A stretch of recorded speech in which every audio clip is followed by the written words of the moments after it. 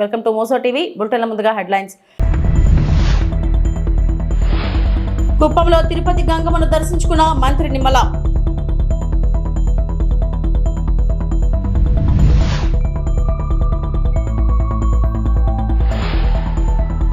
అక్రమ సంపాదనతో బీఆర్ఎస్ మంత్రులు కోటీశ్వరులయ్యారు. తెలంగాణ మంత్రి కొండ సురేఖ.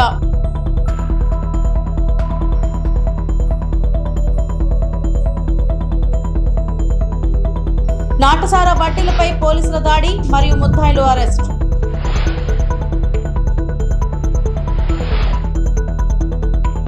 కుప్పంలోని తిరుపతి గంగమ్మను మంత్రి నిమ్మల రామానాయుడు దర్శించుకున్నారు. ఈ సందర్భంగా ఆయనకు ఆలయ చైర్మన్ రవీంద్రబాబు స్వాగతం పలికారు. అనంతరం మంత్రి అమ్మవారిని దర్శించుకుని తీర్థ ప్రసాదాలను స్వీకరించారు. ఈ కార్యక్రమంలో MLC Kanchela Srikanth, KADA PD Vikas Maramat, RTC vice chairman Munaratnam, TTD board member Santharam, Telugu Desam party ముఖ్య నాయకులు తదితరులు పాల్గొన్నారు.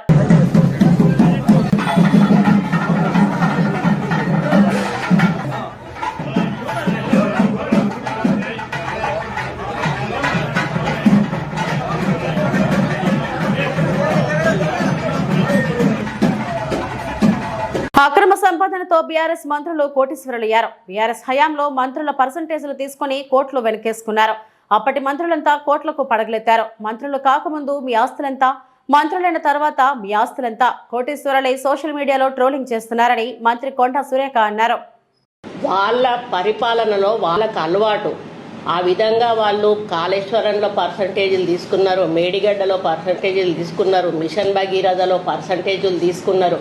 ప్రతి దాంట్లో కూడా పర్సంటేజీలు తీసుకొని నాణ్యతా లోపంతో ఈరోజు కోట్లాది రూపాయల డబ్బులు, ప్రజల డబ్బులు దుర్వినియోగం చేసి వాళ్ళు కోట్లకు పడగలెత్తి ఈరోజు మంత్రులతో సహా కోట్ల రూపాయలు దండుకొని కోటీశ్వర్లయ్యి ప్రాపర్టీస్ సంపాదించుకొని మీరు ఒక్కొక్క మంత్రి హిస్టరీ మీకు ధైర్యం ఉంటే మీకు మీరు సెల్ఫ్ ఎంక్వైరీ చేయించుకోండి. ఈరోజు నేను అడుగుతా ఉన్నాను మంత్రులను, బీఆర్ఎస్ మంత్రులను, మీరందరూ కూడా సెల్ఫ్ ఎంక్వైరీ చేసుకోండి. మీరు మంత్రులు కాకముందు మీ ఆస్తులు ఎంత, మంత్రులు అయినాక ఈ 10 సంవత్సరాల్లో మీ ఆస్తులు ఎంతకు పెరిగినాయి అనేది మీ వాస్తవాలు బయటకు తీయాల్సిన అవసరం ఉన్నది. మీరు పర్సంటేజీలు తీసుకున్నారు, మీరు పర్సంటేజీలు లేని పనులు చేయలేదు. మీరు సెలెక్టెడ్ ఫైల్స్ను మాత్రమే మీరు తీసుకొచ్చి మీరు సంతకాలు పెట్టారు. ఈ రోజు నేను ఒక్కటే అడుగుతా ఉన్నా, అంటే వాళ్ళకి డబ్బులు వచ్చే, పర్సంటేజీలు వచ్చే పెద్ద పెద్ద పనులను తీసుకొని ఈరోజు కోట్ల రూపాయలు వాళ్ళు దండుకొని ఈరోజు కోటీశ్వర్లై ట్రోలింగ్ చేయడం చాలా బాధాకరం. వెంటనే దాన్ని ఆపాల్సిన అవసరం ఉన్నది. లేకపోతే నేను సైబర్ క్రైమ్ వాళ్ళకి తప్పకుండా నేను కంప్లైంట్ ఇస్తాను. ఇది ఎట్లంటే తొండముదిరి ఊసర వెళ్ళి అయినట్టుగా ఈ టీఆర్ఎస్ ట్రోల్స్ ఏవైతే ఉన్నాయో, టీఆర్ఎస్ పేడ్ బ్యాచ్ ఏదైతే ఉందో వాళ్ళు మరీ దారుణంగా, కనీసం వాళ్ళు మనుషుల పశువులా కూడా అర్థం కానటువంటి పరిస్థితిలో వాళ్ళు ఉన్నారు. వాళ్ళకు కుటుంబాలు ఉన్నాయి, వాళ్ళకు అక్కా చెల్లెళ్ళు ఉన్నారు, వాళ్ళకు ఫ్యామిలీస్ ఉన్నాయి. అటువంటి వాళ్ళు కనీస మన మింగిత జ్ఞానం కూడా లేకుండా పిచ్చి పిచ్చిగా రాయడం అనేది చాలా బాధాకరం. అందులో ఏలూరు జిల్లా ప్రముఖ పుణ్యక్షేత్రమైన ద్వారకా తిరుమల శ్రీ వెంకటేశ్వర స్వామి వారిని జిల్లా కలెక్టర్ శ్రీమతి వెంట్రి సెల్వి సందర్శించారు. ఆలయ అధికారుల ప్రత్యేక స్వాగతం మధ్య కలెక్టర్ ఆలయంలో ప్రవేశించి స్వామివారు మరియు అమ్మవారికి ప్రత్యేక పూజలు నిర్వహించారు. వేద పండితులు వేద మంత్రోచ్చరణలతో ఆశీర్వచనాలు అందించగా ఆలయ ఈవో ఎన్వీఎస్ఎస్ మూర్తి స్వామివారి జ్ఞాపికను కలెక్టర్ కు అందజేశారు.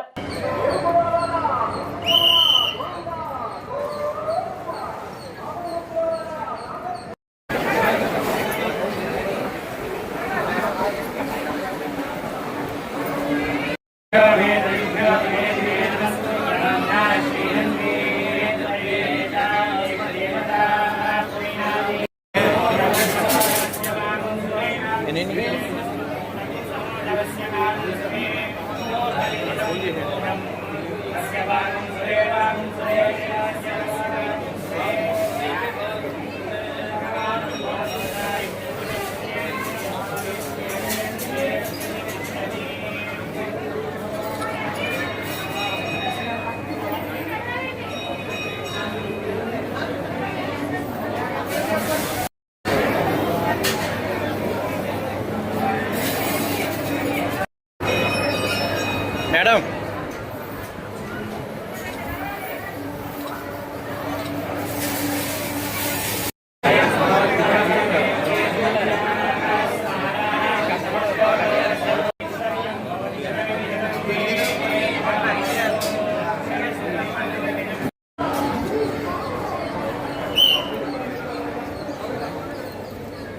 ఏలూరు జిల్లా ద్వారకా తిరుమలలో శ్రీ వెంకటేశ్వర స్వామి వారిని SC corporation chairman KS Jawahar దర్శించుకున్నారు. ఆయన ఆలయానికి చేరుకున్న సందర్భంగా దేవస్థానం అధికారులు పూర్ణకుంభంతో ఘనంగా స్వాగతం పలికారు.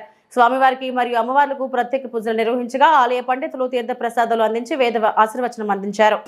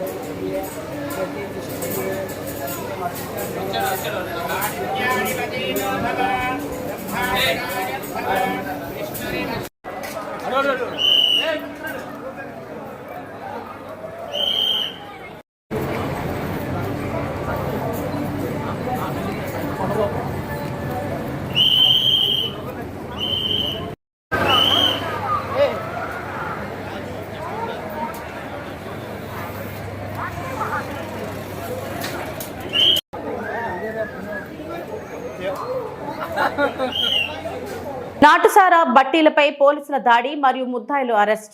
కర్నూలు జిల్లా Adoni town 1 town CI Sriram మాట్లాడుతూ superintendent of police Vikrant Patil IPS ఆదేశాల మేరకు ఆదోని ఎస్డిపిఓ అయిన హేమలత వారి పర్యవేక్షణలో Adoni 1 town inspector of police అయిన శ్రీరామ్ మరియు వారి సిబ్బంది గత 10 రోజులుగా ఆదోని టౌన్లోని రణమండల కొండల పైభాగంలో గల సముద్రపు కుంట ప్రాంతంలో ఇస్వి గ్రామంనకు వెళ్ళు దారిలో గల తాయమ్మ బయలు ప్రాంతంలో రణమండల కొండ వెనుక భాగంలో గల సింగరాజు మల్లకొండ ప్రాంతాల్లో ప్రతిదినము ఉదయం 5 గంటల నుంచి ఏకదాటిగా దాడులు నిర్వహించి అక్రమంగా నాటు సారాయి తయారు చేస్తున్న 9 మంది ముద్దాయిలను అరెస్టు చేసి వారి నుంచి 80 లీటర్ల నాటు సారాయిని స్వాధీనంలోనికి తీసుకొనడమే కాకుండా దాదాపు 30 ప్లాస్టిక్ మరియు ఇనుప డ్రమ్ములలో గల సుమారు 6000 లీటర్ల బెల్లం ఊటను పారబోసి డ్రమ్ములను మరియు బట్టీలను ధ్వంసం చేసి కేసును నమోదు చేయడమైనది.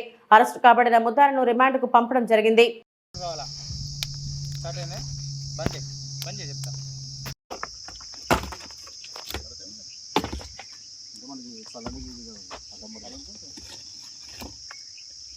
అది దుబ్బే పోతాలో ఇచ్చిపెడదాను వరది అదే కట్టలు తప్పండి ఇంకా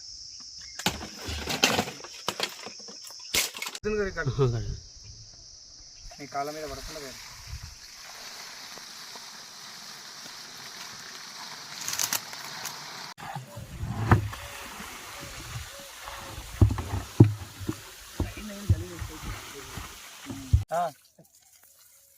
స్పీడా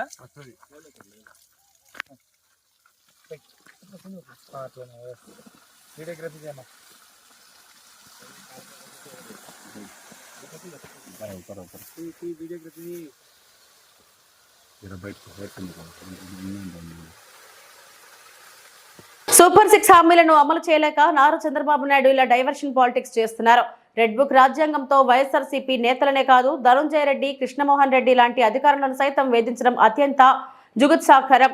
కూటమి ప్రభుత్వం అధికారంలోకి వచ్చాక వందలాది మందిని వైఎస్ఆర్సీపీ వాళ్లను జైలు పాలు చేశారు. సీనియర్ అధికారులపై ఇలా వ్యక్తిగత కక్షలతో అరెస్టులు చేయడం దారుణం. ఇదే పందా కొనసాగితే రేపటి రోజు ఏపీలో ఏ ఒక్క ఐఏఎస్, ఐపీఎస్ అధికారి పనిచేయరు. జగన్మోహన్ రెడ్డిని అరెస్టు చేయాలనే కుట్ర దాగుంది. ఏపీ ప్రజలు ఇవన్నీ గమనిస్తున్నారు. చంద్రబాబుకి తగిన బుద్ధి చెప్పే రోజు త్వరలోనే ఉంది అని భూమన కరుణాకర్ రెడ్డి అన్నారు. అధికారంలోకి వచ్చినప్పటి నుంచి వైఎస్ఆర్ కాంగ్రెస్ పార్టీ మీద కక్షబోని నిరంతరము మారణ హోమం జరిపిస్తున్న సంగతి అందరికీ కూడా తెలిసిందే. జగన్మోహన్ రెడ్డి గారిని బలహీనపరచటం ద్వారానే మనం అధికారంలో కొనసాగగలము అనేటువంటి ఒక ఆలోచనతోటి వాళ్ళ అధికారంలోకి వచ్చినప్పటి నుంచి వైఎస్ఆర్ కాంగ్రెస్ పార్టీ శ్రేణుల మీద అనేక రకాలైనటువంటి దాడులు, దౌర్జన్యాలు చేయటమే కాకుండా ఆ ప్రభుత్వంలో పనిచేసినటువంటి మంత్రులతో సహా, శాసనసభ్యులతో సహా, నాయకులు, కార్యకర్తలతో సహా అందరినీ కూడా వేధింపులకు గురి చేయటమే కాకుండా చివరకు ఐఏఎస్, ఐపీఎస్ అధికారులను కూడా వదలకుండా జగన్మోహన్ రెడ్డి గారితో వీళ్ళంతా కూడా అతి ముఖ్యంగా వ్యవహరించినారు అన్నటువంటి కారణం మోపి వాళ్ళనందరినీ కూడా తప్పుడు కేసులు బనాయించి జైళ్లలోకి వేయటం మనం చూస్తున్నాం. ఇదంతా కూడా తను ప్రజలకు ఇచ్చినటువంటి హామీలను నెరవేర్చలేకపోవటం మూలంగా, నెరవేర్చేటువంటి ఉద్దేశం కూడా తనకు లేకపోవటము, సూపర్ 6 అన్నటువంటి పేరుతో హామీలు ఇచ్చి అధికారంలోకి వచ్చినటువంటి చంద్రబాబు నాయుడు గారు, పవన్ కళ్యాణ్ గారు దాదాపు సంవత్సరమైనా కూడా వాళ్ళు పాలనలోకి వచ్చి ఇప్పటి వరకు ఒక్క ప్రజామోదమైనటువంటి కార్యక్రమాన్ని తీసుకోకుండా, ప్రజలకు ఇచ్చినటువంటి వాగ్దానాల్ని ఒక్కదాన్ని కూడా సంపూర్ణంగా నెరవేర్చకుండా నిరంతరము డైవర్షన్ పాలిటిక్స్ చేస్తూ ఈ రకంగా ప్రతి నెల అనేక మంది వైఎస్ఆర్ కాంగ్రెస్ పార్టీ శ్రేణుల్ని, అధికారుల్ని జైళ్లలోకి పంపే కార్యక్రమాన్ని మనం చూస్తున్నాం. దీనికి పరాకాష్ఠగా నిన్న మద్యం కుంభకోణం అనేటువంటి పేరుతో చంద్రబాబు నాయుడు గారి ప్రభుత్వం సీనియర్ ఐఏఎస్ అధికారి అయినటువంటి ధనంజయ రెడ్డి గారిని, అలాగే కృష్ణమోహన్ రెడ్డి గారిని అరెస్టు చేయటం ఒక పరాకాష్ఠ. వాళ్ళిద్దరికీ కూడా ప్రభుత్వంలో చాలా మంచి పేరున్నటువంటి వ్యక్తులుగా వాళ్ళు పేరుగాంచినటువంటి వాళ్ళు. ధనంజయ రెడ్డి చాలా నిజాయితీ పరుడైనటువంటి ఆఫీసర్ అని, కృష్ణమోహన్ రెడ్డి గారు పనిచేసిన కాలమంతా కూడా చాలా నిబద్ధతతోటి పనిచేసినటువంటి ఆఫీసర్ అని వీళ్ళకందరికీ కూడా చాలా మంచి పేర్లు ఉన్నాయి. అలాగే ఐపీఎస్ ఆంజనేయులు గారు కావచ్చును, ఎవరైనా కావచ్చును, వీళ్ళకందరికీ కూడా వాళ్ళ విభాగాలలో అత్యంత మంచి పేరును సంపాదించుకొని వాళ్ళు ఉద్యోగం చేసినటువంటి వాళ్ళు. ఒక తప్పుడు ఆరోపణతో ఈ రోజున జగన్మోహన్ రెడ్డి గారిని పూర్తిగా రాజకీయంగా నాశనం చేయటానికే పనిగట్టుకొని ఈ లిక్కర్ కేసులో వైఎస్ జగన్, ఓఎస్డీ కృష్ణమోహన్ రెడ్డి, ధనుంజయ రెడ్డి ఎక్కడైనా సంతకాలు చేశారా? ఎవరికైనా లబ్ధి చేకూర్చాలని ఫైళ్లలో సిఫార్సు చేశారా? వారు ఇలా చేశారని ఏ ఒక్క అధికారి అయినా ఫిర్యాదు చేశారా? అప్పట్లో పనిచేసిన ఏపీ బెవరేజెస్ కార్పొరేషన్ ఎండీని సిట్ పేరుతో ఏర్పాటు చేసిన అధికారుల బృందం ఎలా విచారణ పేరుతో వేధించిందో అందరికీ తెలుసు. కూటమి ప్రభుత్వంలో ఎక్సైజ్ ప్రిన్సిపల్ సెక్రటరీగా వచ్చిన అధికారికి ఎవరో ఒక వ్యక్తి ఇచ్చిన పిటిషన్ను అడ్డుపెట్టుకుని ఈ కథ ప్రారంభించారు. తనకు ఒక వ్యక్తి ఇచ్చిన ఫిర్యాదుపై వెంటనే విచారణ జరిపి నివేదిక ఇవ్వాలని ఎక్సైజ్ ప్రిన్సిపల్ సెక్రటరీ తన కింది స్థాయి అధికారులను ఆదేశించారు. వారు 9 రోజుల్లో విచారణ జరిపి సదరు అధికారికి నివేదికను సమర్పించారు. ఈ నివేదికపై విచారణ జరపాలని ఆయన సిఐడికి ఫిర్యాదు చేశారు. దీనిపై సిఐడి ఎఫ్ఐఆర్ నమోదు చేసింది. అప్పుడు సిఐడికి నేతృత్వం వహిస్తున్న వినీత్ బిజ్రాల్ ఈ మొత్తం కేసును పూర్తిగా పరిశీలించి ఈ కేసులో ఎటువంటి ఆధారాలు లేవని, ఈ కేసును ముందుకు తీసుకెళ్లలేమని తెగేసి చెప్పారు. ఈ లిక్కర్ కేసులో ఎక్కడన్నా జగన్మోహన్ రెడ్డి గారి సంతకం లేదా ధనంజయ రెడ్డి గారి సంతకం లేదా ఓఎస్డీ కృష్ణమోహన్ రెడ్డి గారి సంతకాలు లేదా ఇలా చేయండి వ్యాపారం అనే ఆదేశాలు ఇస్తూ ఎక్కడన్నా రాతపూర్వకమైన ఆదేశాలు ఎక్కడన్నా ఉన్నాయా? పోనీ ఏ అధికారైనా ఇలా తప్పు జరిగిందని చెప్పని ఎవడని చెప్పాడా? అప్పట్లో పనిచేసినటువంటి ఏపీ బెవరేజెస్ కార్పొరేషన్ ఎండీని విపరీతంగా మీ పోలీసులు సిట్టు, ఎవడా ఏ సిట్ అంటే అసలు మామూలుగా జగన్మోహన్ రెడ్డి గారి ప్రభుత్వం పడిపోయి చంద్రబాబు నాయుడు రాగానే వెంటనే సిఐడికి ఒక అధికారిని వేశారు, వినీత్ బ్రిజ్లాల్ అనేటువంటి ఒక అధికారిని వేశారు.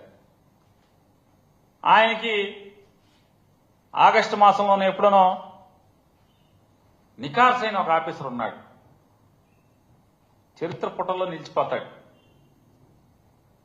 చాలా పెద్ద ఆఫీసర్, ఎలక్షన్లు నడిపాడు, తర్వాత సారాకి సెక్రటరీగా వచ్చాడు. అసలు అతని గురించి స్టోరీలు చెప్పుకోవాలి, మామూలు స్టోరీలు కాదు. అతను తంతు, అతను 2024 యాసకాలం వరకు అతను చేసిన తంతులు, అతను వన్నెలు చిన్నెలు, అదో పెద్ద పుస్తకం రాసేయచ్చు అసలు మామూలుగా. అతను సారాకి సెక్రటరీగా వచ్చాడు. ఆ సారాకి సెక్రటరీగా వచ్చి సారా శాఖకి ఎవరో ఒక అతను పిటిషన్ ఇచ్చాడంట, సారాలో అక్రమాలు జరిగినాయని. వెంటనే నాకు వారం రోజుల్లోపు కావాలని 9 రోజులు ఆయన దగ్గర పెట్టుకుని, ఓ వారం రోజులు నాకు 9 రోజుల్లో నాకు ఇచ్చేయండి అని చెప్పి కిందకి రాస్తాడు. 9 రోజుల్లో కింద నుంచి పైకి వచ్చేస్తాడు. వెంటనే అతను సిఐడికి కంప్లైంట్ పెట్టేస్తాడు. సిఐడి ఎఫ్ఐఆర్ కడుతుంది సెప్టెంబర్ మాసంలో లేనప్పుడు. ఆ వినీత్ బ్రిజ్లాల్ అనే ఆయన సిఐడి బాస్.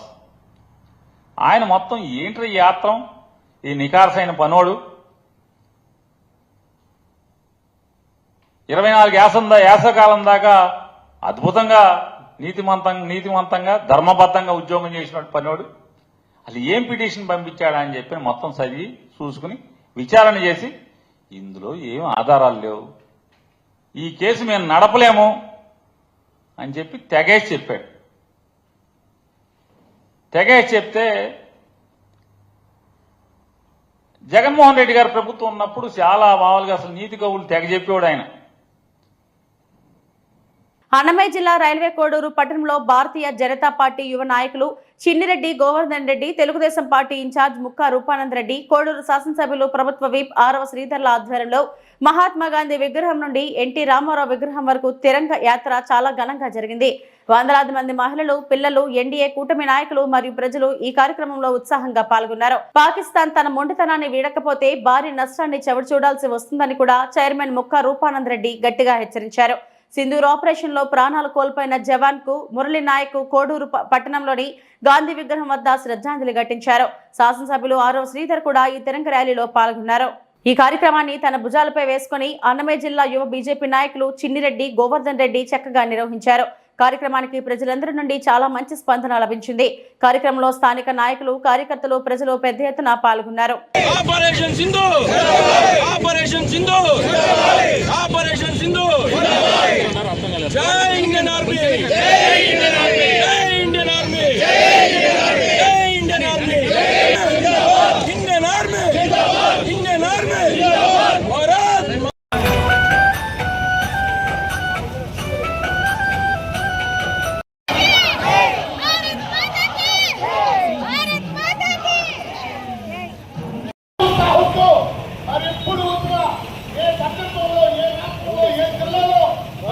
ప్రధానమంత్రి నరేంద్ర మోడీ గారి ఆదేశాల మేరకు, ముఖ్యమంత్రి నారా చంద్రబాబు నాయుడు గారి మార్గనిర్దేశం మేరకు, ఉప ముఖ్యమంత్రి పవన్ కళ్యాణ్ గారి ఆశయాల మేరకు ఆర్మీ చేసినటువంటి సేవలను గుర్తించుకుంటూ మన భారత పౌరుల తరపున కృతజ్ఞత ర్యాలీ నిర్వహించడం జరిగింది. ఈ కార్యక్రమంలో పాల్గొన్న ప్రతి ఒక్క భారత సైనికుడికి, అలాగనే మాజీ జవాన్లకు, అలాగనే భారత పౌరులందరికీ కృతజ్ఞతలు తెలియజేస్తూ, ఇదే విధంగా ఈరోజు భారతదేశం ఏ విధంగా అయితే ఐకమత్యాన్ని చాటిందో ఎల్లప్పుడూ కూడా భారతదేశం ఐకమత్యంతో ఉండి పాక్ చేస్తున్నటువంటి కుళ్ళు కుతంత్రాలను తిప్పికొట్టి భారతదేశాన్ని ప్రపంచంలో అగ్రస్థానంలో నిలపాల్సింది బాధ్యత ప్రతి ఒక్కరి మీద ఉందని తెలియజేస్తూ భారత్ మాతాకి భారత్ మాతాకి భారత్ మాతాకి నరేంద్ర మోడీ గారి నాయకత్వం, నారా చంద్రబాబు నాయుడు గారి నాయకత్వం, పవన్ కళ్యాణ్ గారి నాయకత్వం, రూపానంద రెడ్డి గారి నాయకత్వం, శ్రీధర్ గారి నాయకత్వం, పురంధేశ్వరి గారి నాయకత్వం. తెలంగాణ యాత్రలో ఇంత పెద్ద ఎత్తున పాల్గొన్నందుకు భారతీయ పౌరులందరికీ, కోటూరు నియోజకవర్గ ప్రజలందరికీ కృతజ్ఞతలు తెలియజేసుకుంటున్నా. 140 కోట్ల మంది ప్రజలు మన భారతదేశానికి మద్దతుగా నిలిచినందుకు యుద్ధంలో భారతీయులందరికీ పాదాభివందనం చేస్తున్నా. ఈ సందర్భంగా ప్రపంచంలోనే నంబర్ 1 భారతదేశం అనే గుర్తింపు వచ్చినందుకు అందరికీ నమస్కారం తెలియజేసుకుంటూ ఈ కార్యక్రమంలో పాల్గొన్న అందరికీ కృతజ్ఞతలు తెలియజేస్తున్నాను. కర్నూలు జిల్లా ఆదోని నియోజకవర్గంలో ఇవాళ నూర్ అహ్మద్ మాట్లాడుతూ భారత సైన్యాన్ని కించపరిచేలా మాట్లాడిన మధ్యప్రదేశ్ మంత్రి అజయ్ షాపై దేశద్రోహం కేసు నమోదు చేయాలని మైనారిటీ హక్కుల పరిరక్షణ సమితి డిమాండ్ చేసింది. ఈ దుర్మార్గుడు ఒక సభలో మాట్లాడుతూ ఆపరేషన్ సింధూర్ విజయంలో కీలక పాత్ర వహించిన మన దేశ వీర నారీమణి కల్నల్ సోఫియా ఖురేషిని ఉగ్రవాదుల సోదరిగా సంబోధించడం ఇతడి నీచత్వానికి, నికృష్ణ మానవత్వానికి నిదర్శనం. కాబట్టి ఇంతటి నీచుడిని సైన్యంపై గౌరవం లేని దేశద్రోహం కేసు నమోదు చేసి ఉరి తీయాలని డిమాండ్ చేశారు.